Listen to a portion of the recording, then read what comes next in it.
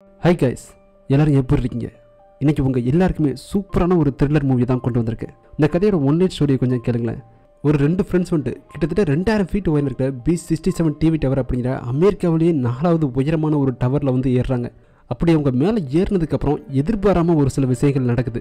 அதனால அந்த டவரை விட்டு கீழே இறங்க முடியாமல் மேலேயே இருந்துட்டு உயிர் பிழைக்கிறதுக்காக அவங்க என்னெல்லாம் செய்கிறாங்க அப்படிங்கிறத ஒவ்வொரு செகண்டும் மரண பயத்தோட அடுத்தவங்க எப்படி தப்பிக்க போகிறாங்க அப்படிங்கிறத செம்ம த்ரில்லராக நம்ம எல்லாரையுமே சீட்டோட நுனியில் உட்கார வச்சு கேட்கக்கூடிய கதை தான் ஃபால். சரி, இப்போ வாங்க நம்ம சினிமா ஸ்டோரிக்கிலேயே போகலாம். இந்த கதையோட ஆரம்பத்தில் ஒரு உயரமான மலையில் டான், பெக்கி, ஹண்டர் அப்படின்னு சொல்லிட்டு 3 பேர் மலையேற்றம் பண்ணிக்கிருக்காங்க. இதில் டானும் பெக்கியும் லவர்ஸ். ஸோ அதனால் ஒரு ரோப்னால 2 பேரையுமே ஜாயின் பண்ணி வச்சுருக்காங்க. ஆனால் ஹண்டர் அப்படி கிடையாது. அவங்கக்கிட்ட எந்த ரோப்புமே கிடையாது. அவங்க பாட்டில் மேலே ஏறி போயிட்டே இருக்காங்க. இப்படி இவங்க 2 பேரும் ரொமான்ஸ் பண்ணிட்டு போயிட்டே இருக்கும்போது டான் போயிட்டு ஒரு பள்ளத்தில் கை விடுறாரு இன்னொரு ரோப்பை ஃபிக்ஸ் பண்ணுறதுக்காக. அந்த நேரம் பார்த்து ஒரு பறவை வந்து அவரோட முகத்திலேயே அடிக்கும்போது அவர் பிடிச்சிருந்த அந்த புடியை விட்டாரு. அப்படியே அங்கேருந்து கீழே விழுகிறாரு. ஆனால் இவங்க தான் ஆல்ரெடி ரோப்பை ஜாயின் பண்ணி வச்சுருக்காங்கல்ல. டான் வந்துட்டு அந்த பாறைகளை மறுபடியும் பிடிச்சிடலான்னு சொல்லிட்டு ட்ரை பண்ணி பார்க்குறாரு. ஆனால் பிடிக்க முடியல. அப்போ தான் டான் வந்துட்டு நீ உன்னோட கயிறை எடுத்து விடு, அடுத்த தடவை கயிறு ஆடும்போது கண்டிப்பாக நான் பிடிச்சிடுவேன் அப்படின்னு சொல்லிட்டு சொல்கிறாரு. பெக்கி இதை கேட்டு உடனே அந்த கயிறை எடுத்து விடுறாங்க. ஆனால் இவங்களோட வெயிட் தாங்காமல் இவங்க ஃபிக்ஸ் பண்ணி வச்சிருக்க கயிறு கொஞ்சம் கொஞ்சமாக வெளியே வந்துக்கிட்டே இருக்குது. டான் முடிஞ்ச வரைக்கும் அந்த பாறையை பிடிச்சிடலாம் அப்படின்னு சொல்லிட்டு ட்ரை பண்ணிக்கிட்டே இருக்காரு. ஆனால் அந்த கயிறு கொஞ்சம் கொஞ்சமாக வெளியே வந்துக்கிட்டே இருக்குது. ஹண்டர் இதை பார்த்துட்டு அசையாதான் நான் வந்துக்கிட்டே இருக்கேன் அப்படின்னு சொல்லிட்டு சொல்லும்போது அந்த கயிறு முழுமையாகவே வெளியே வந்துடுது. டான் அதே இடத்துல விழுந்து இறந்து போகிறாரு. 2 பேரும் இதை பார்த்து பயங்கரமாக கத்தும்போது இந்த இடத்துல ஃபால் அப்படின்னு சொல்லிட்டு டைட்டில் போட்டு படத்த ஆரம்பிக்கிறாங்க. இது நடந்து ரொம்ப நாளைக்கு அப்புறம் ஒரு பாரில் பெக்கியை காமிக்கிறாங்க. பெக்கினால டான் இறந்து போனதை ஒத்துக்கவே முடியல. எந்த நேரம் பார்த்தாலும் கூடி ஒரு டிப்ரெஷன்லேயே இருக்காங்க. அவங்க அந்த பாரை விட்டு வெளியே வரும்போது தான் பார்க்குறாங்க அவங்களோட அப்பா அவங்களுக்காக வெயிட் பண்ணிக்கிருக்காரு. ரொம்ப நேரமாக பெக்கிக்கு ஃபோன் பண்ணிக்கிட்டே இருந்திருக்காரு. ஆனால் அவங்க எடுக்கவே இல்லை. அதனால அவரே டேரெக்டாக வந்துட்டார். பெக்கி வந்துட்டு இப்போ என்னப்பா அப்படின்னு சொல்லிட்டு கேட்கும்போது, ஒருவேளை நீ இறந்து போயிருந்தா அவன் இந்த மாதிரிலாம் நடந்துக்கிடுவான் அப்படின்னு சொல்லிட்டு நீ நினைக்கிறியா? கண்டிப்பாக அவன் நடந்துக்கிற மாட்டான். நீ தான் அவனுக்காக உன்னோட லைஃப்பை அழிச்சிக்கிற அப்படின்னு சொல்லிட்டு ரொம்ப கவலைப்படுறாரு. ஆனால் பெக்கி இதெல்லாம் கேட்குற மாதிரி தெரியல. என்னை டிஸ்டர்ப் பண்ணாதீங்க, என்னை தனியாக விடுங்க அப்படின்னு சொல்லிட்டு பயங்கரமாக கத்திட்டு அந்த இடத்துலேருந்து போயிடுறாங்க. பெக்கி வீட்டுக்கு போயிட்டு ஃபோனில் டானோட வாய்ஸ் மெசேஜ் இருக்குது. அதை கேட்டு பயங்கரமாக அழுக ஆரம்பிக்கிறாங்க. அவங்களால டான் இல்லாமல் இருக்கவே முடியல. ஸோ அதனால் இறந்துட்டான்னு சொல்லிட்டு அந்த தூக்க மாத்திரையை கையில் எடுக்கும்போது ஒரு ஃபோன் வருது. இது வேறு யாரும் இல்லை, ஹண்டர் தான்.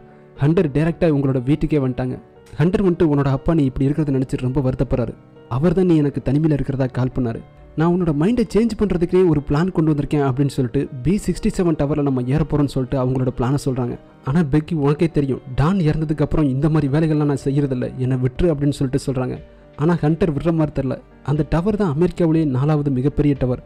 அந்த டவரோட உச்சியில் ஏறி அங்கேருந்து நம்ம டானோட அஸ்தியை காற்றுல கரைக்கலாம், அவனோட ஆன்மாவும் சாந்தி அடையல அப்படின்னு சொல்லிட்டு சொல்லும்போது பெக்கி என்னால் உயரமான இடங்களை நினச்சி கூட பார்க்க முடியல அப்படின்னு சொல்லிட்டு பயங்கரமாக அழுக ஆரம்பிச்சிடுறாங்க. ஹண்டரும் இந்த இடத்துல ஓவராக ஃபோர்ஸ் பண்ணாமல் சரி விடு பார்த்துக்கலாம் அப்படின்னு சொல்லிட்டு சொல்லிடுறாங்க. அப்படியே ஹண்டர்கிட்ட போயிட்டு டான் அடிக்கடி சொல்லிக்கிட்டே இருப்பான், சாகிறதுக்கு பயமாக இருந்தால் வாழ்கிறதுக்கு பயப்படாத அப்படின்னு சொல்லிட்டு நம்ம கண்டிப்பாக அந்த டவரில் ஏறணும்னு சொல்லிட்டு சொல்லும்போது அவங்களுக்கு பயங்கரமான ஹாப்பி ஆயிடுது. ஸோ இப்போ 2 பேருமே அந்த ட்ரிப்புக்கு கிளம்பிடுறாங்க. இப்படி போகும்போது ஹண்டரோட மொபைலில் நிறைய வீடியோஸ் இருக்குது. இந்த மாதிரி மலை ஏறுறது, ஏதாச்சும் அட்வென்ச்சர்ஸ் பண்ணுறது எல்லாத்தையுமே யூடியூப்பில் அப்லோட் பண்ணுறதான் ஹண்டருக்கு வேலையே. இப்படி ஒவ்வொரு வீடியோஸாக பெக்கி பார்த்துட்டே வந்துட்டு இருக்கும்போது அதில் ஒரு இமேஜ் ஒன்று வருது. அதில் ஹண்டர் கூட யாரோ ஒருத்தவங்க இருக்காங்க. ஆனால் இந்த இமேஜில் கை மட்டும்தான் தெரியுது. பெக்கி இதை பார்த்துட்டு ஹண்டருக்கு பாய் ஃப்ரெண்ட்லாம் இருக்காங்களா, யாருது அப்படின்னு சொல்லிட்டு கேட்கும்போது ஹண்டர் சொல்ல மாட்டேங்கிறாங்க. இது ரொம்ப நாளைக்கு முன்னாடி போன டேட்டிங், யாருன்னு மறந்து போச்சுன்னு சொல்லிட்டு போய் சொல்லிடுறாங்க. இப்போ அப்படியே போகும்போது பார்த்தீங்கன்னா அந்த இடத்துல ஒரு ஹோட்டல் ஒன்று வருது. நைட்டு 2 பேருமே அங்கே ஸ்டே பண்ணிக்கிறாங்க. அப்போ தான் அங்கே இருக்க ஒரு வெயிட்டர் லேடிக்கிட்ட இந்த மொபைலுக்கு சார்ஜ் போட முடியுமா அப்படின்னு சொல்லிட்டு கேட்கும்போது அந்த லேடி அதெல்லாம் இங்கே போட முடியாது அப்படின்னு சொல்லிட்டு சொல்லிடுறது. அந்த லேடிக்கிட்ட அந்த டிவி டவர் எங்கே இருக்குது அப்படின்னு சொல்லிட்டு கேட்கும்போது அதுக்கு அட்ரஸ்லாம் ஒன்றும் தேவையில்லை, அப்படியே மேலே பாருங்க அப்படின்னு சொல்லிட்டு சொல்லுது. சும்மா பயங்கர ஹைட்டாக அந்த டவர் அந்த இடத்துல தெரியுது.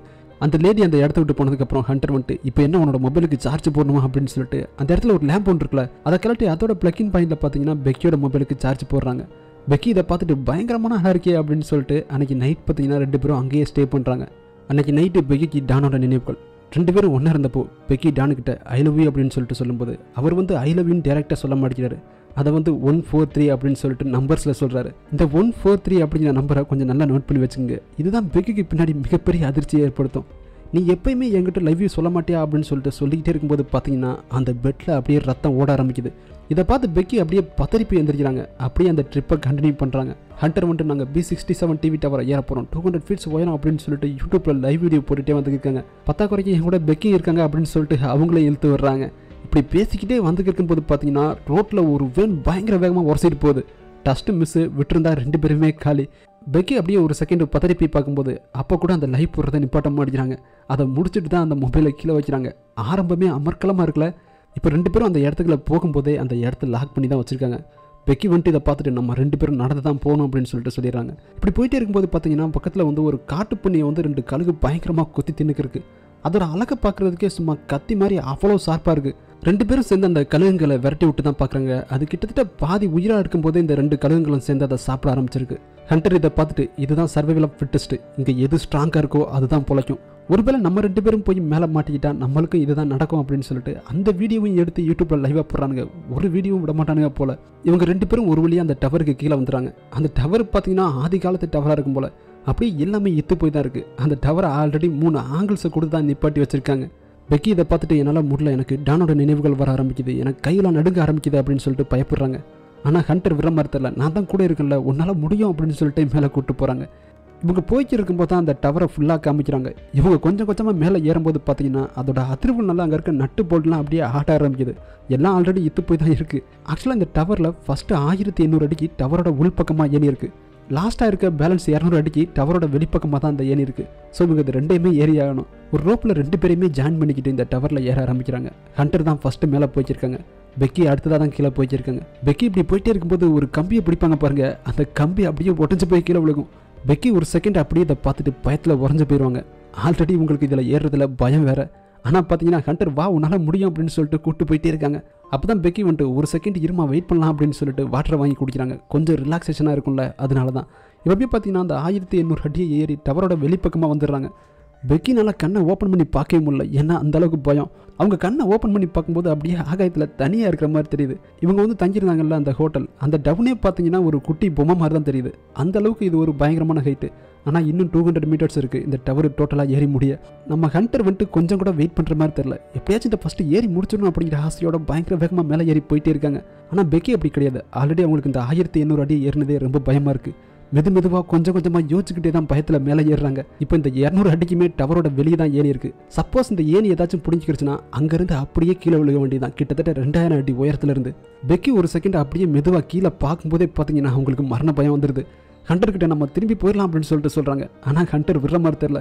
நம்ம திரும்பி போயிட்டோன்னா உன்னோட பயம் வந்து வின் பண்ணிடும், அதுக்கு நான் விட மாட்டேன், மேலே வா அப்படின்னு சொல்லிட்டு என்கரேஜ் பண்ணி கூப்பிட்டு போயிட்டே இருக்காங்க. அந்த இடத்துல தான் பார்த்தீங்கன்னா ஒரு ஆண்டனா ஒன்று இருக்குது. அதாவது அந்த டவர் முடிகிற இடத்துக்கு முன்னாடியே இந்த இடத்துலையே பார்த்தீங்கன்னா அந்த ஏணி 2ஆக உடஞ்சி போய் தான் இருக்குது. அதில் இருக்க ஒரு போல்டை ஆல்ரெடி காணோம், ஒன்று லைட்டாக தான் அதில் தொட்டுக்கிட்டு இருக்குது. இப்போ ஹண்டர் வேறு பெக்கியை என்கரேஜ் பண்ணணும் அப்படின்னு சொல்லிட்டு அந்த ஏணியை வந்து பயங்கரமாக ஆட்டுறாங்க. வா நம்ம வந்துட்டோம் அப்படின்னு சொல்லிட்டு இப்படி பண்ணதுனால பார்த்தீங்கன்னா ஆல்ரெடி அந்த இடத்துல இருந்த ஒரு போல்டும் கீழே விழுகுது. பெக்கி இதை பார்த்துட்டு ஏதோ விழுகுது அப்படின்னு சொல்லிட்டு சொல்லும்போது ஹண்டர் கண்டுக்கிற மாதிரி தெரில. பெக்கி இந்த இடத்துல பயங்கரமாக கோவமாயிடுறாங்க, ஒன்று எனக்கு சுத்தமாக பிடிக்கவே இல்லை அப்படின்னு சொல்லிட்டு. சரி பரவாயில்ல இருக்கட்டும் மேலே வா அப்படின்னு சொல்லிட்டு அப்போ கூட ஹண்டர் கூப்பிட்டு போயிட்டு தான் இருக்காங்க. ஃபஸ்ட்டு ஹண்டர் தான் பார்த்தீங்கன்னா அந்த டவரோட உச்சிக்கு போகிறாங்க. அவங்க மேலே ஏறிட்டு பெக்கிக்கு கை கொடுக்குறாங்க. பெக்கி நான் வர முடியாது, எனக்கு பயமாக இருக்குது அப்படின்னு சொல்லிட்டு சொல்லும்போது என்னை நம்பு வா அப்படின்னு சொல்லிட்டு மேலே தூக்குறாங்க. இப்படி மேலே தூக்கும் போது தான் அந்த ஏணியை காமிக்கிறாங்க. லாஸ்ட்டாக அதில் தொட்டுக்கு இருந்த ஒரே ஒரு போல்டும் இந்த இடத்துல கீழே விழுகுது. ஸோ இப்போ ஆல்ரெடி உடஞ்ச பேருக்கு இந்த ஏணி மட்டும் கீழே விழுந்துச்சுன்னா 2 பேருமே 2000 அடி உயரத்தில் தனியாக மாட்டிக்கிறாங்க. இந்த விபரீதம் புரியாமல் 2 பேருமே இந்த இடத்துல பயங்கர ஹாப்பியாக இருக்காங்க. கூட பார்த்தீங்கன்னா அந்த இடத்துல ஒரு ட்ரோன் கேமரா வேறு கொண்டு வந்திருக்காங்க. அதை வச்சு அந்த இடத்தையே டோட்டலாக வீடியோ எடுத்துகிட்டு ஹண்டர் பார்த்தீங்கன்னா அதில் தொங்குன மாதிரி வேறு போஸ்ட் கொடுக்குறாங்க. பத்தாக்குறைய பெக்கியும் அதை பண்ண சொல்கிறாங்க, அப்போ தான் உனக்கு பயம் போகும் அப்படின்னு சொல்லிட்டு. லாஸ்ட்டாக அந்த இடத்துல பார்த்தீங்கன்னா நிறைய செல்ஃபிஸ்லாம் எடுத்துகிட்டு இவங்க நினச்ச மாதிரியே டானோட சாம்பல் அந்த இடத்துல காற்றுல கலந்து விட்றாங்க. இப்போ 2 பேருமே ரொம்ப ஹாப்பி, டானோட ஹஸ்தியை இங்கே காற்றுல கலந்ததுனால. ஸோ எல்லாம் முடிஞ்சு நம்ம திரும்பி போயிடலான்னு சொல்லிட்டு கயிறுனால 2 பேருமே ஒருத்தர் கனெக்ட் பண்ணிக்கிறாங்க. பேக்கில் அந்த ட்ரோன் கேமரா வாட்டர் கேன் எல்லாத்தையுமே எடுத்துகிட்டு பெக்கி தான் முதல்ல கீழே இறங்குறாங்க. இப்போ இவங்க கீழே இறங்கும்போது ஆல்ரெடி எந்த போல்டுமே இல்லாமல் நின்ற அந்த ஏணி அப்படியே சாய ஆரம்பிக்குது. பெக்கி இதை பார்த்துட்டு பயங்கரமாக கத்தும்போது ஹண்டர் முடிஞ்ச வரைக்கும் அவங்களால ஹோல்ட் பண்ண பார்க்குறாங்க. ஆனால் அதுக்குள்ளேயும் அந்த ஒட்டுமொத்த ஏணியும் அப்படியே கீழே விழுந்துருது. இப்போ கிட்டத்தட்ட 200 அடிக்கு அந்த டவரோட வெளியே இருந்த ஒட்டுமொத்த ஏணியுமே கீழே விழுந்துருச்சு. பத்தாக்குறைக்கு நம்ம பெக்கி பேக்கில் வச்சிருந்த அந்த ட்ரோன் கேமராவும் வாட்டர் கேனும் எல்லாமே அந்த ஆண்டனால விழுந்துருச்சு. இப்போ அங்கே போகிறதுக்கும் எந்த எண்ணியுமே இல்லை. அப்படியே பெக்கி அந்த இடத்துல தொங்கிக்கிட்டு இருக்கும்போது ஹண்டர் அவங்களோட ஃபுல் ஸ்ட்ரென்த்தையும் யூஸ் பண்ணி இவங்களை எப்படியும் மேலே தூக்கிடுறாங்க. பெக்கி மேலே வந்ததுக்கப்புறம் 2 பேரும் பயங்கரமாக அழுதுட்டு அவங்ககிட்ட என்ன இருக்குன்னு சொல்லிட்டு செக் பண்ணுறாங்க. ஆளுக்கு ஒரு மொபைல் தான் இருக்குது. சரி வேறு யாருக்காச்சும் கால் பண்ணலான்னு சொல்லிட்டு ட்ரை பண்ணும்போது சுத்தமாக டவர் இல்லை. ஸோ இப்போ மொபைலை வச்சும் ஒன்றும் பண்ண முடியாது. அப்போ தான் காலுக்கடியில் பார்க்குறாங்க ஒரு சின்ன பெட்டியில் ஒரு பைனாக்குலரும் ஒரு ஃப்ளார்கனும் இருக்குது. ஹண்டர் இதை பார்த்துட்டு இதாச்சும் இருக்குது, எதுக்காச்சும் யூஸ் ஆகும் அப்படின்னு சொல்லிட்டு அதை பத்திரமா எடுத்து வச்சுக்கிறாங்க. பெக்கியோட காலில் பார்த்தீங்கன்னா இவங்க கீழே விழுந்ததில் பயங்கரமாக அடிபட்டிருக்கு. ஆனால் பெக்கி வந்துட்டு இதெல்லாம் கண்டுக்கிறாம நம்ம இங்கேயே மாட்டிக்கிட்டோம் அப்படின்னு சொல்லிட்டு சொல்லும்போது ஹண்டர் வந்துட்டு கண்டிப்பாக யாராச்சும் வருவாங்க, 1 மில்லியன் % யாராச்சும் வருவாங்க நம்மளை காப்பாற்றுறதுக்கு அப்படின்னு சொல்லிட்டு நம்பிக்கையோடு இருக்காங்க. இப்போ தான் ஹண்டர் வந்துட்டு பைனாக்குலரை வச்சு பார்க்கும்போது காட்டுப்பண்ணி எதிர்ந்துக்கு இருந்த அந்த கழுகுகள் வட்டமிட ஆரம்பிக்குது. அப்படியே தூரமாக ஒரு ஆர்வி வேணும்னு இருக்கு, ஆனால் அதில் யாரும் இருக்கிற மாதிரி தெரில. அப்போ தான் ஹண்டர் வந்துட்டு அவங்களோட மொபைல் எடுத்து பார்க்குறாங்க. இவங்க வந்து ஒரு போஸ்ட் போட்டாங்க இல்லையா, அந்த கழுகுகள் காட்டுப்பண்ணியை கொத்திச்சு இருக்க மாதிரி. அதுக்கு வந்து நிறைய லைக்ஸ் விழுந்திருக்கு. ஹண்டர் இதை பார்த்துட்டு பெக்கி கிட்ட, நம்ம போட்ட வீடியோக்கு நிறைய லைக்ஸ் விழுந்திருக்கு, கண்டிப்பாக டவரோட ஒரு பாயிண்ட் வரைக்கும் நெட்வொர்க் கிடச்சிருக்கு, அதுக்கப்புறம் தான் நெட்வொர்க் நம்மளுக்கு கிடைக்கல, மேபி இந்த டவரில் இருக்க ஆண்டனால கூட நம்மளுக்கு நெட்வொர்க் கிடைக்காம இருக்கலாம், கொஞ்சம் கீழே போய் பார்த்தோன்னா கண்டிப்பாக நெட்வொர்க் கிடைக்கும் அப்படின்னு சொல்லிட்டு அந்த மொபைலை பார்த்தீங்கன்னா ஒரு கயரில் கட்டிட்டு அவங்களோட குரூப்பில் நிறைய ஃபாலோவர்ஸ் இருப்பாங்கல்ல, அவங்க எல்லாருக்கிட்டையும் நாங்கள் B67 டவரில் வந்து தனியாக மாட்டிக்கிட்டோம் அப்படின்னு சொல்லிட்டு ஒரு மெசேஜை போட்டு அந்த மொபைலை அப்படியே தொங்க விடுறாங்க. ஏன்னா எந்தாச்சும் ஒரு பாயிண்டில் கண்டிப்பாக நெட்வொர்க் கிடைக்கும் அப்படின்னு சொல்லிட்டு. ஆனால் அந்த மெசேஜ் சென்ட் ஆன மாதிரியே தெரில. ஒரு ஸ்டேஜில் ஹண்டரே பார்த்தீங்கன்னா கீழே இறங்கி வந்து அவங்களால முடிஞ்ச வரைக்கும் கீழே தொங்கிட்டு அந்த மொபைலை கீழே தொங்க போகிறாங்க. ஆனால் அப்பயும் அந்த மெசேஜ் சென்ட் ஆன மாதிரி தெரில. இப்போ வேறு வழி இல்லாமல் ஹண்டர் மேலேயே வந்துடுறாங்க. அப்போ தான் பெக்கி இருந்துட்டு நம்மளுக்கு டவரில் எந்த இடத்துல நெட்வொர்க் மிஸ் ஆச்சுன்னு சொல்லிட்டு தெரியாது, ஆனால் இந்த டவரை ஏற ஆரம்பிக்கும் போது இதோட கிரவுண்டில் நெட்வொர்க் கிடச்சிட்டு அது நம்மளுக்கு தெரியும். அதனால இந்த மொபைலை பேசாமல் கீழே போட்டா என்னன்னு சொல்லிட்டு கேட்கும்போது ஹண்டர் வந்துட்டு என் மொபைல் நல்லா இருக்கிறது உனக்கு பிடிக்கலான்னு சொல்லிட்டு கேட்கும்போது அதில் நம்ம மொபைல் உடையாத மாதிரி கீழே போடலாம் அப்படின்னு சொல்லிட்டு ஒரு பிளான் பண்ணுறாங்க. ஹண்டரோட ஒரு ஷூவை கலட்டி அதுக்குள்ள அவங்களோட சாக்ஸு அவங்க போட்டுருக்க ப்ரா எல்லாத்தையுமே வச்சுட்டு அதுக்குள்ளே அந்த மொபைலை வைக்கிறாங்க. ஸோ இப்போ போட்டால் அந்த மொபைல் உடையாதில்ல, மேக்ஸிமம் உடையாமல் இருக்கிறதுக்கு வாய்ப்பு இருக்குது. இப்போ நல்லா கடவுளை வேண்டிட்டு அந்த ஷூவை அப்படியே கீழே போடுறாங்க. ரெண்டு பேருக்கும் அது உடையாதா அப்படின்னு சொல்லிட்டு பார்த்துட்டே இருக்கும்போது அந்த ஷூ கீழே விழுந்துருது. ஹண்டர் பைனாக்குலர் வழியாக பார்க்கும்போது அந்த மொபைல் உடச்ச மாதிரி தெரில. அப்போ தான் பெக்கி அந்த மெசேஜ் சென்ட் ஆயிருக்குமா அப்படின்னு சொல்லிட்டு கேட்கும்போது ஹண்டர் அதெல்லாம் எனக்கு தெரில, எதுவாக இருந்தாலும் நம்ம வெயிட் பண்ணி தான் பார்க்கணும் அப்படின்னு சொல்லிட்டு சொல்லிகிட்டே இருக்கும்போது தான் பெக்கி ஹண்டரோட காலில் பார்க்குறாங்க. அதில் 143 சொல்லிட்டு பச்சை குத்தி இருக்கு. இந்த 143 உங்களுக்கு ஞாபகம் இருக்கா? பெக்கியோட லவ்வர் எப்பயுமே அவரோட லவ்வை இப்படி தான் சொல்லுவார். இதை பார்த்துட்டு பெக்கியோட ஃபேஸ் அப்படியே மாறும்போது ஹண்டர் கத்த ஆரம்பிக்கிறாங்க. அங்கே பாரு ஒருத்தர் இருக்கான் அப்படின்னு சொல்லிட்டு அந்த பைனாக்குலரில் பார்த்துட்டு பெக்கி டக்குன்னு இதை விட்டுட்டு அதை பார்க்க ஆரம்பிக்கிறாங்க. அவன் பார்த்தீங்கன்னா கூட ஒரு நாயை வச்சுக்கிட்டு அவனுக்கு ஏதோ பண பிரச்சனை போல, நான் தான் ஆல்ரெடி செக் அனுப்பிட்டேன்ல நீ பார்க்க மாட்டியா அப்படின்னு சொல்லிட்டு பேசிக்கிட்டே இருக்கும்போது இப்போ அந்த டாக் வந்துட்டு நம்ம ஹண்டரோட ஷூ இருக்குல்ல, ஆல்ரெடி ஒன்று கீழே போட்டாங்க இல்லையா, அதை பார்க்குது. அது பக்கத்துலேயே அவங்களோட மொபைல் உடஞ்சி போய் கிடக்கு. ஸோ எந்த மெசேஜும் இங்கேருந்து போகலை. ஆனால் அவனை பார்த்தீங்கன்னா இதெல்லாம் கொஞ்சம் கூட கண்டுக்கிறாமல் ஃபோனில் பேசிக்கிட்டே இருக்கான். பெக்கி வந்துட்டு மேலே இருந்துட்டு அவங்களோட ஒரு ஷூவை கழட்டி போடுறாங்க. இப்போ அந்த டாக்கும் பார்க்கல அவனும் பார்க்கல. ரெண்டு பேரும் ஏன் இங்கே பாரு நாங்கள் இங்கே இருக்கோம் அப்படின்னு சொல்லிட்டு பயங்கரமாக கத்திட்டு பெக்கியோட இன்னொரு ஷூவை தூக்கி போடுறாங்க. அது ஒரு கம்பியில் விழுகும்போது பார்த்தீங்கன்னா கரெக்டாக அந்த டாக்கு பார்த்துருது. பட் ஆனால் அவன் பார்க்கல.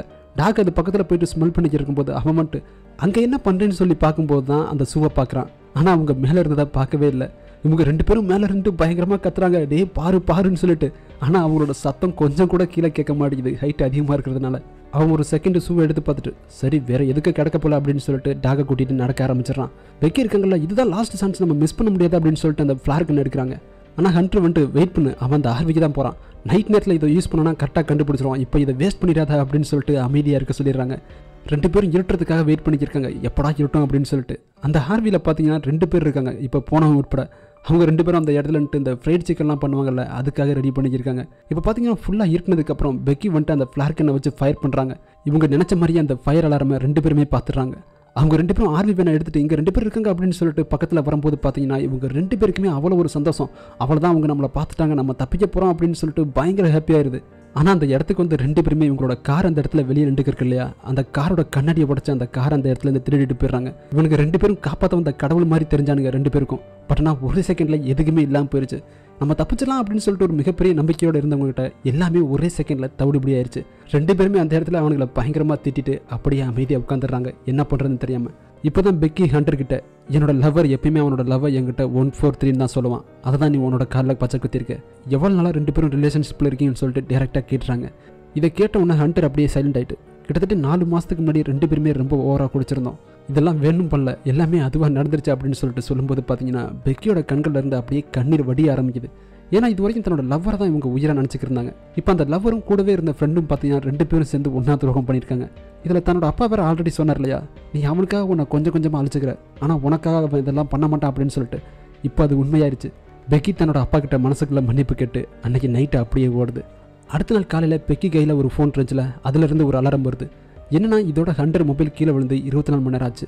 இதை பார்த்தவொடனே 2 பேருக்குமே புரிஞ்சிருது, அந்த மொபைலிருந்து மெசேஜ் போகிறதுக்கு முன்னாடியே அந்த மொபைல் உடஞ்சிருச்சு அப்படின்னு சொல்லிட்டு. ஸோ ஹெல்ப்புக்கும் யாரும் வரப்போகிறதில்ல. ஆல்ரெடி 2 பேரும் செம்ம டயர்டாக தெரியுறாங்க. ஏன்னா 24 மணி நேரமாக தண்ணியும் குடிக்கல, சாப்பாடும் இல்லை. இதில் அந்த இடத்த விட்டு அசைய வர முடியாது, நைட்டு ஃபுல்லாக தூக்கமும் இல்லை. இப்போ தான் பார்த்தீங்கன்னா ஹண்டர் வந்துட்டு கீழே கிடக்கிற அந்த பேக்கை பார்க்குறாங்க. பெக்கி கிட்ட மேபி என்னால் அந்த பேக்கை எடுத்துகிட்டு வர முடியும் அப்படின்னு சொல்லிட்டு சொல்லும்போது எப்படி அப்படின்னு சொல்லிட்டு கேட்குறாங்க. அப்போ தான் அவங்ககிட்ட ஆல்ரெடி ஒரு சின்ன ரோப் ஒன்று இருக்கு இல்லையா, அது 50 மீட்டர் நீளம் இருக்குது. இது எட்டுமா என்னன்னு சொல்லிட்டு தெரில, பட் ஆனால் நம்ம ட்ரை பண்ணுறோம் அப்படின்னு சொல்லிட்டு ஹண்டர் கீழே இறங்குறதா சொல்கிறாங்க. பெக்கி இது நல்ல ஐடியாவாக தெரியல அப்படின்னு சொல்லிட்டு சொல்லும்போது ஹண்டர் நம்மளுக்கு வேறு வழி இல்லை, இல்லைனா இங்கேயே இறந்துருவோம் அப்படின்னு சொல்லிட்டு இறங்க ஆரம்பிக்கிறாங்க. அவங்க இறங்கும்போது அந்த இடத்துல காமிப்பாங்க பாருங்க, மெதுவாக அப்படியே பயத்தில் ஒவ்வொரு ஸ்டெப்பாக எடுத்து வைப்பாங்க. அப்படி இருந்துமே கால் வலிக்கு அந்த இடத்துல தொங்குவாங்க பாருங்க. நம்மளே ஒரு செகண்ட் அந்த இடத்துல தொங்குற மாதிரி இருக்கும். ஹண்டர் அப்படியே மெதுவாக அந்த பேக் பக்கத்தில் போயிட்டு பேக் எட்டுதான்னு சொல்லிட்டு பார்ப்பாங்க. ஆனால் எட்டாது. அந்த பேக்குக்கும் இவங்களுக்கும் இடையில கிட்டத்தட்ட ரொம்ப தூரம் இருக்கும். ஹண்டர் ஒரு செகண்ட் என்ன செய்யறது அப்படின்னு சொல்லிட்டு யோசிச்சுட்டு இந்த ரோப்பை நான் அவுத்துட போகிறேன், மேபி இந்த ரோப்போட எண்டில் தொங்கினா அந்த பேக் எட்டுறதுக்கு எனக்கு வாய்ப்பு இருக்குது அப்படின்னு சொல்லிட்டு சொல்லும்போது பெக்கி இது வேணாம், இது நல்ல ஐடியாவாக தெரியல அப்படின்னு சொல்லிட்டு சொல்லும்போது ஹண்டர் நம்மளுக்கு வேறு வழி இல்லைன்னு சொல்லிட்டு இப்போ ஆல்ரெடி அந்த ரோப்லையாச்சும் நல்லா கட்டி வச்சுருந்தாங்க இல்லையா, இப்போ அந்த ரோப்போட எண்டுக்கே வந்துடுறாங்க. ஒத்த கையில் தான் அந்த ரோப்பை பிடிச்சிருக்காங்க. அப்படியே அந்த இடத்துல தொங்கிட்டு அந்த பேக் எட்டுமா அப்படின்னு சொல்லிட்டு பார்த்துக்கிட்டே இருக்கும்போது மறுபடியும் எட்டாது. ஹண்டர் இப்போ என்ன பண்ண போகிறாங்க, இவங்களுக்கு கயிறு எட்டல அப்படின்னு சொல்லிட்டு யோசிச்சுக்கிட்டே இருக்கும்போது சும்மா அந்த கைத்துலேருந்து ஒரு ஜம்ப் பண்ணுவாங்க பாருங்க. அந்த ஆண்டனா மேலே சும்மா வேறு லெவலில் இருக்கும். அவங்க போனோடனே பார்த்தீங்கன்னா முதல்ல அந்த பேக்கில் இருந்து வாட்டரை தான் எடுப்பாங்க. அந்த வாட்டரை குடிச்சு முடிக்கும் போது தான் மேலே 2 பெக்கி இப்போ அங்கே குதிச்சிட்டே எப்படி அந்த கயிறை பிடிக்க போகிற அப்படின்னு சொல்லிட்டு, ஏன்னா அந்த கயிறு எட்டாது, ஆல்ரெடி ஜம்ப் தான் பண்ணியிருக்காங்க. இப்போ தான் ஹண்டர் வந்துட்டு ஆமாம் மறந்துட்டமே அப்படின்னு சொல்லிட்டு யோசிக்க ஆரம்பிப்பாங்க. இப்போ என்ன பண்ண போகிறாங்க, அந்த கயிறை எப்படி பிடிக்க போகிறாங்க அப்படின்னு சொல்லிட்டு நம்ம எல்லாருமே யோசிக்கும் போது அந்த பேக்குகளை தேட ஆரம்பிப்பாங்க. அதுக்குள்ள பார்த்தீங்கன்னா ஒரு செல்ஃபி ஸ்டிக் ஒன்று இருக்கும். அதில் அந்த பேக்கை மாட்டிட்டு அந்த ஸ்டிக்கை எப்படியாச்சும் ரோப்பில் மாட்டி வரணும்னு சொல்லிட்டு ட்ரை பண்ணுவாங்க. ஒரு வழியாக மாட்டிடுவாங்க. இப்போ என்னன்னா உங்களுக்கு வேறு வழியே இல்லை, அந்த ரோப்பில் ஜம்ப் பண்ணி தான் ஆகணும். பெக்கி மேலே 2 பார்த்து அப்படின்னு சொல்லிட்டு சொல்லிக்கிட்டே இருக்கும்போது இந்த இடத்துலையும் உயிரை கையில் பிடிச்சிட்டு ஒரு ஜம்ப்பு. நம்ம எல்லாருக்கும் அவங்க கையில் பிடிப்பாங்களா அப்படிங்கிற மாதிரி இருக்கும். ஆனால் கரெக்டாக பிடிச்சிருவாங்க. பெக்கி மேலே 2 அவ்வளோதான் சேஃப் ஆகிட்டாங்க அப்படின்னு சொல்லிட்டு பயங்கரமாக அந்த ரோப்பை இழுக்க ஆரம்பிப்பாங்க. ஹண்டரும் பார்த்தீங்கன்னா ரொம்ப வேகமாக தான் மேலே ஏறி வந்துக்கிருப்பாங்க. நம்ம எல்லாருமே எல்லாம் முடிஞ்சு மேலே ஏறி வரப்போகிறாங்க அப்படின்னு சொல்லிட்டு யோசிச்சுக்கிட்டே இருக்கும்போது பார்த்தீங்கன்னா அந்த எஜ்ஜுக்கிட்ட வரும்போது அவங்களோட கால் வலிக்கிறோம். அப்படியே மேலேருந்து விழுவாங்க பாருங்க. அந்த கயிறை பிடிச்சிக்கிட்டு ஒரு செகண்ட் பார்த்தீங்கன்னா பெக்கி கீழேயே பார்க்க மாட்டாங்க. ஏன்னா அவ்வளோ பயமாயிரும். கண்ணிலிருந்து கண்ணீர் தண்ணி ஓடிக்கிட்டே இருக்கும். பெக்கினால இந்த இடத்துல கீழே பார்க்கவே முடியாது, ஏன்னா இறந்துட்டாங்களோ அப்படின்னு சொல்லிட்டு ஒரு நிமிஷம் மனசை கல்லாக்கிட்டு மெதுவாக கீழே பார்ப்பாங்க. ஆனால் அவங்க மறுபடியும் அந்த கைத்தில் தான் தொங்கிக்கிருப்பாங்க. பெக்கி இதை பார்த்த உடனே இந்த தடவை நான் விட மாட்டேன் அப்படின்னு சொல்லிட்டு மறுபடியும் பயங்கர வேகமாக மேலே தூக்க ஆரம்பிச்சிருவாங்க. ஒரு வழியாக பார்த்தீங்கன்னா ஹண்டர் மேலே வந்துடுவாங்க. ஆக்சுவலாக இந்த இடத்துல ஹண்டர் கீழே விழுந்துட்டாங்களா அப்படின்னு சொல்லிட்டு பயந்து போய் மெதுவாக பார்க்குறாங்க இல்லையா, இந்த இடத்தையுமே நல்லா நோட் பண்ணி வச்சுக்கோங்க. ஏன்னா இதில் தான் ஒரு பயங்கரமான ட்விஸ்ட் ஒன்று வரும். இப்போ ஹண்டர் மேலே வந்ததுக்கப்புறம் அவங்களோட கைகளை பார்க்குறாங்க. கைகள் அப்படியே பிஞ்சு போயிருக்கு. பெக்கி இதை பார்த்து அழுதுட்டு அந்த பேக்குக்குள்ள முதல்ல எதை எடுக்கிறாங்க பாருங்கள், வாட்டர் தான். ஏன்னா கிட்டத்தட்ட 24 மணி நேரத்துக்கு மேலே அவங்க எதுவுமே சாப்பிடல. வாட்டரை குடிச்சிட்டு அப்புறம் தான் என்ன பண்ணணும்னு சொல்லிட்டு யோசிக்கிறாங்க. இப்போ என்னென்னா அந்த பேக்குக்குள்ள ஒரு ட்ரோன் கேமரா இருக்குது. அதை இவங்க ஆல்ரெடி தங்கியிருந்தாங்க இல்லையா ஹோட்டல், அங்கே ஹெல்ப்புக்கு அனுப்புறது தான் பிளான். அந்த பேக்குக்குள்ள அவங்க ஹோட்டலில் சாப்பிட்ட ரெசிப்ட் இருக்குது. அதில் 500 வச்சு ஹெல்ப் பண்ணணும்னு சொல்லிட்டு எழுதிட்டு அதை அந்த ட்ரோன் கேமராவில் ஃபிக்ஸ் பண்ணி பறக்க விடுறாங்க. அந்த ட்ரோன் கேமராவும் பார்த்தீங்கன்னா நேராக கரெக்டாக தான் போகுது. எல்லாம் நல்லபடியாக போய்க்கிருக்கும்போது அந்த ஹோட்டல் பக்கத்தில் போகும்போது பார்த்தீங்கன்னா இப்போ அந்த ட்ரோன் கேமராவில் சார்ஜ் தீர்ந்து போயிடுது. அப்படியே கீழே விழுக போகுது. 2 பேரும் இதை பார்த்துட்டு என்ன பண்ணுறதுன்னு தெரியாமல் இப்போ வேறு வழி இல்லாமல் என்ன பண்ணிடுறாங்கன்னா திருப்பி அந்த ட்ரோன் கேமராவை ரிட்டன் எடுத்துடுறாங்க. இப்போ ரிட்டன் வர்றதுக்கும் அந்த கேமராவுக்கு சார்ஜ் வேணும். அந்த கேமரா பக்கத்தில் வரும்போது பார்த்தீங்கன்னா பெக்கி எந்திரிச்சு கரெக்டாக பிடிச்சிடுறாங்க, இல்லைன்னா அந்த கேமரா கீழே விழுந்திருக்கும். ஹண்டர் இதை பார்த்துட்டு நல்ல வேலை பண்ண அப்படின்னு சொல்லிக்கிட்டு இருக்கும்போது பார்த்தீங்கன்னா பெக்கி அழுக ஆரம்பிச்சிடுறாங்க. நம்ம அவ்வளோதான் சாக போகிறோம் அப்படின்னு சொல்லிட்டு. ஏன்னா இவங்க இது வரைக்கும் நம்பிக்கை இருந்த அந்த ட்ரோன் கேமராவும் இப்போ சார்ஜ் இல்லாமல் போச்சு. ஹண்டர் அதெல்லாம் ஒன்றும் ஆகாது, நம்ம தப்பிச்சிருவோம் அப்படின்னு சொல்லிக்கிட்டே இருக்காங்க. இப்படியே இருட்டுனதுக்கப்புறம் கொஞ்ச நேரம் கழிச்சு நம்ம பெக்கி எந்திரிக்கிறாங்க. எந்திரிச்சு பார்க்கும்போது ஹண்டர் அந்த இடத்துல காணோம். உடனே ஹண்டர் எங்கே போயிட்டேன்னு சொல்லிட்டு கீழெல்லாம் பார்க்குறாங்க. ஒருவேளை கீழே விழுந்துட்டாங்களா அப்படின்னு சொல்லிட்டு பயத்தில் தேடிக்கிட்டே இருக்கும்போது பார்த்தீங்கன்னா அந்த கழுகுகள் உங்களோட மூஞ்சிலே அடிச்சுட்டு போகுது. பயத்தில் கத்திக்கிட்டே மெதுவாக கீழே பார்க்குறாங்க. அவங்களோட டெட் பாடி அந்த இடத்துல இருக்குது. அந்த கழுகுகள் இருக்குல்ல, அவங்களோட கண்ணை கொத்தி திங்கும் போது டக்குன்னு எந்திரிச்சிடுறாங்க. ஸோ எல்லாமே கனவுகள் தான். ஹண்டர் இதை பார்த்துட்டு ஒன்றும் இல்லை கனவு தான் அப்படின்னு சொல்லிடுறாங்க. இப்போ தான் பெக்கி மேலே பார்க்குறாங்க. அந்த டவரோட எண்டில் ஒரு லைட் எரிஞ்சுக்கிருக்கு. ஆல்ரெடி ஹண்டர் அந்த ஹோட்டலில் லைட்டில் இருந்து சார்ஜ் போட்டாங்க இல்லையா, ஸோ அதே மாதிரி இந்த ட்ரோன் கேமராவுக்கும் இங்கே சார்ஜ் போட முடியும். பெக்கி இதை சொல்லும்போது ஹண்டர் சூப்பர்னு சொல்லிட்டு காலைல வேலையை பார்த்தீங்கன்னா பெக்கி மேலே ஏறுறதுக்கு ரெடி ஆகிறாங்க. ஆல்ரெடி தண்ணி கொஞ்சம் தான் இருக்குது, அதை லைட்டாக குடிச்சிக்கிறாங்க. காலில் பார்த்தீங்கன்னா ரத்தம் வேற வடிஞ்சு வந்துக்கிட்டே இருக்குது அந்த காயத்துலேருந்து. இந்த ரத்த வாடகை கழுகுகள் இவங்களை தேடி வந்துக்கிருக்கு. பெக்கி மனசை தைரியமாயிட்டு மேலே ஏற ஆரம்பிக்கிறாங்க. கொஞ்சமாக இவங்க ஏறும்போது காமிப்பாங்க பாருங்க, அந்த டவரோட எண்டில் சும்மா ஆகாயத்தில் ஒரு கம்பை வச்சு ஏறுற மாதிரி இருக்கும். அப்படியே மெதுவாக ஏறி ஃபைனலாக எண்ட் பாயிண்ட்டுக்கு வந்துடுவாங்க. சரி அவ்வளோதான் அப்படின்னு சொல்லிட்டு டக்குன்னு பார்த்தீங்கன்னா லைட்டை கலட்டுவாங்க. ஆனால் உள்ளே பார்த்தீங்கன்னா அந்த பிளக் பாயிண்ட் இருக்காது, அந்த ஹோட்டலில் இருந்த மாதிரி. இப்போ இதுக்கு ஏதாச்சும் ரெடி பண்ணி ஆகணும்னு சொல்லிட்டு பார்க்கும்போது கழுத்தில் அவங்க லவ்வரோட ரிங்கை போட்டிருப்பாங்க. அதை எடுத்து அந்த லைட் இருந்த இடத்துல வச்சுட்டு இப்போ சார்ஜ் போடும்போது பார்த்தீங்கன்னா அது வழியாக பவர் கண்டக்ட் ஆகுது. ஸோ ஃபைனலாக சார்ஜ் ஆகிருக்கு. ஆனால் சார்ஜ் ஆகிற வரைக்கும் பெக்கி அங்கேயும் வெயிட் பண்ணணும். அது வரைக்கும் அவங்க அந்த இடத்துல ஹோல்ட் பண்ணணும். ஆல்ரெடி எனர்ஜி வேறு இல்லை. இதில் அவங்களோட காலில் இருக்க காயம் இருக்குல்ல, அதுலேருந்து வர ரத்த வாடகை கழுகுகள் பயங்கரமாக அடிக்க ஆரம்பிக்குது. அந்த புண்ணை அதை கொத்தி திங்க ஆரம்பிக்கும் போது பயத்தில் அப்படியே பேக்கை கீழே போட்டுறாங்க. ஸோ இப்போ ஆல்ரெடி அதுலேருந்து வாட்டர் கேனும் போச்சு. இப்போ ட்ரோன் கேமரா மட்டும்தான் கையில் இருக்குது. இது இன்னும் கொஞ்சம் நேரம் ஹோல்ட் பண்ணி ஆகணும், ஏன்னா அப்போ தான் சார்ஜ் ஆகும். ஹண்டர் கீழே இருந்துட்டு உன்னால் முடியும்னு சொல்லிக்கிட்டே இருக்கும்போது பார்த்தீங்கன்னா எப்படியோ ஒரு வழியாக கொஞ்ச நேரம் ஹோல்ட் பண்ணிடுறாங்க.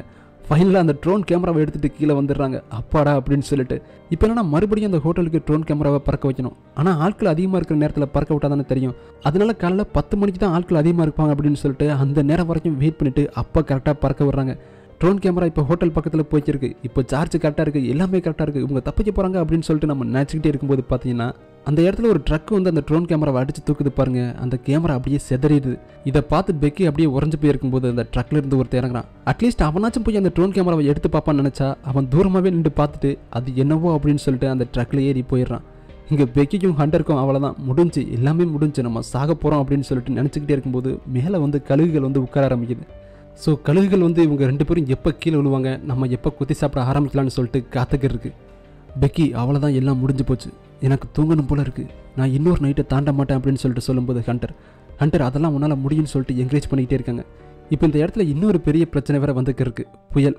பெக்கி இதை பார்த்துட்டு ஹண்டர்கிட்ட நீ இன்னும் கொஞ்சம் ஸ்ட்ராங்காக இருக்கணும், நீ ஏதாச்சும் சாப்பிடணும் அப்படின்னு சொல்லிட்டு சொல்லும்போது பெக்கி இங்கே என்ன கிடைக்க போகுது, 2000 அடி உயரத்தில் நான் சாகத்தான் போகிறேன்னு சொல்லிட்டு அவங்களோட நம்பிக்கையை சுத்தமாகவே இழந்துடுறாங்க. அப்போ தான் பெக்கி ஒரு முடிவுக்கு வராங்க. அவங்க கையில் வச்சுருக்காங்கல்ல ஒரு மொபைலை, அதையும் கீழே போட்டுடலாம் அப்படின்னு சொல்லிட்டு. ஏன்னா நெட்வொர்க்கே சுத்தமாக கிடைக்கல. ரெண்டாவது இவங்க உயிர் வாழ்கிறதுக்கு செய்கிற கடைசி முயற்சி இதுதான். ஆனால் அந்த மொபைல் உடையாமல் இருக்கணும். உடனே ஹண்டர்கிட்ட உன்னோட காலில் ஒரு ஷூ இருக்குல்ல, அதை கழட்டி கொடுன்னு சொல்லிட்டு கேட்குறாங்க. உடனே ஹண்டர் என்னால் முடியாது, என்னால் கழட்டி தர முடியாதுன்னு சொல்லிட்டு சொல்கிறப்ப ஏன் முடியாதுன்னு சொல்லிட்டு கேட்குறாங்க. ஏன்னா அந்த ஷூ கீழே இருக்குது அப்படின்னு சொல்லிட்டு அவங்களோட ஃபேஸை திருப்புவாங்க பாருங்க. அந்த ஃபேஸ் அப்படியே ஒரு பக்கம் செதஞ்சு போயிருக்கும். இந்த இடத்துல தான் ஒரு பயங்கரமான ட்விஸ்ட்டு. ஆல்ரெடி ஹண்டர் அந்த பேக்கை எடுக்க போயிட்டு திரும்பி ரிட்டர்ன் வர்றப்ப மேலேருந்து வலிக்கி விழுவாங்க இல்லையா, அப்போ அவங்க உண்மையிலேயே அந்த பேக்கை பிடிச்சிருக்க மாட்டாங்க. அவங்க அந்த ஆண்டனாலேயே விழுந்து அவங்களோட தலையில் அடிபட்டு பயங்கரமாக இறந்து போயிருப்பாங்க. ஆனால் பெக்கி அவங்க இறந்துட்டாங்களா அப்படின்னு சொல்லிட்டு மெதுவாக கீழே பார்ப்பாங்க இல்லையா, அப்பயே அவங்களுக்கு தெரிஞ்சிடும் அவங்க இறந்துட்டாங்க அப்படின்னு சொல்லிட்டு. ஆனால் அதுக்கப்புறம் ஹண்டர் இறந்ததை அவங்களால ஒத்துக்கவே முடியாது. ஒரு பக்கம் மரண பயம் வேற, ஒரு பக்கம் தனிமை வேற. இதெல்லாம் ஹண்டர் உயிரோடு இருக்கிற மாதிரியே ஒரு பிம்பத்தை அவங்களே கிரியேட் பண்ணிக்கிட்டாங்க. இப்போ அதுக்கும் இல்லாமல் போயிடுச்சு. அப்படியே இந்த இடத்துல கதறி அழுவாங்க பாருங்க. எல்லா நம்பிக்கையும் உடஞ்சு விரக்தியோட உச்சத்துக்கே போயிடுவாங்க. இப்போ அந்த புயலும் வந்துடுது. அந்த டவர் அப்படியே கிடுகிடுன்னு ஆட ஆரம்பிக்குது. பெக்கி அதை டைட்டாக பிடிச்சிக்கிட்டு அந்த மொபைலில் தன்னோட அப்பா கூட எடுத்த வீடியோலாம் பார்த்துக்கிருக்குங்க. தன்னோட அப்பா கிட்ட என்னை மன்னிச்சிருங்க, நான் தப்பு பண்ணிட்டேன், நான் வாழ நினைக்கிறேன், நான் வீட்டுக்கு வரணும், ஆனால் என்னால் முடியாது, நான் சாக போகிறேன் அப்படின்னு சொல்லிட்டு சொல்லும் போது பார்த்தீங்கன்னா இந்த கதையோட ஆரம்பத்தில் அவங்க சாகணும்னு சொல்லிட்டு தான் நினச்சிருப்பாங்க. ஆனால் இப்போ வாழணும்னு சொல்லிட்டு ஆசை இருக்குது, ஆனால் அவங்களால முடியல. இங்கே கட் பண்ணி அப்படியே இவங்களோட அப்பாவை காமிக்கிறாங்க. அவர் தன்னோட பொண்ணை காணாமல் தேட ஆரம்பிச்சிட்டாரு. இப்படியே இந்த இரவுகள் போகுது. காலையில் காமிக்கிறாங்க பெக்கி அப்படியே மயங்கி போய் கிடக்கிற மாதிரி காமிக்கிறாங்க. இப்போ அந்த கழுகு இருக்குல்ல, இவங்க மயங்கி போய் கிடக்கிறத பார்த்துட்டு அப்படியே மெதுவாக இவங்க பக்கத்தில் வந்து உட்காருது. அந்த காயங்கள் இருக்குல்ல, அவங்களோட காலில் இருந்த காயங்கள், அதை கொத்தி திங்கும் போது பெக்கி மெதுவாக கண்ணை திறந்து பார்ப்பாங்க பாருங்க.